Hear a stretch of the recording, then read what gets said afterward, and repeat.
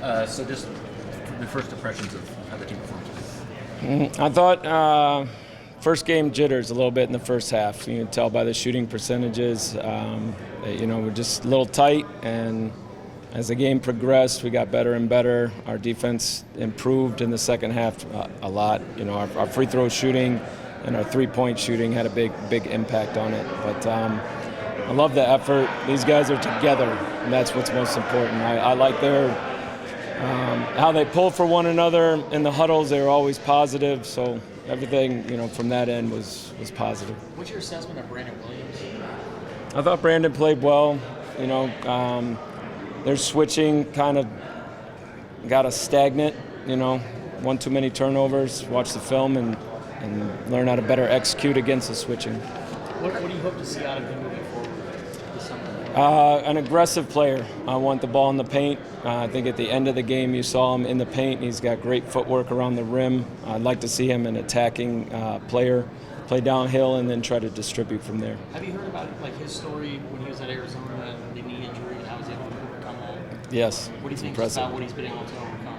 It says a lot about him as a person, and the adversity that he's gone through, and to just be able to work and get himself back to this level. He's a high-level player.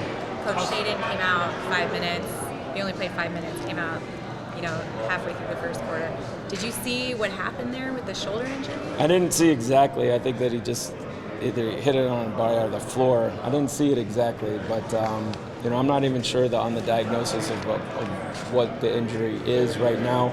I just know he was held out for precautionary reasons. Did he come off holding it at all or hurt? Walking off the court at halftime, he said he felt good, but those things we want to be cautious with all our players, and so we're going to do our due diligence, do the medical research, and figure it out. Prior to this, what did you see from him in practice? I mean, he hadn't played a game many months. He's been impressive. He has a ton of talent. He's got a real easy, smooth way about him. He defends. He listens. He's coachable. He tries to apply the coaching that we've given him. So, been impressed. Your impressions of Keon? I like what Keon did today. He was aggressive. He played very, very hard. His defense was intense. Keon, we needed him to get back into the game, and he provided the scoring we needed. Greg and Trendon are very active. Sometimes they seem a little out of control. Is that something that you guys are trying to work with them on? Well, it's youthful basketball. Greg is a high-energy player. He plays with a ton of energy, so you get the good and the bad with that. The highlight offensive rebound, tip dunks, as well as the cutting off the ball. But, it's hard to say play 100%, 100 miles an hour all the time and then pull back other times. So I think as he matures, he'll start to understand when to use it and when to pull back. A couple guys have mentioned after the last practice they felt like Jabari had, even in the couple of days, it really made some strides. Tonight he came up and really played well. What do you kind of see out of him?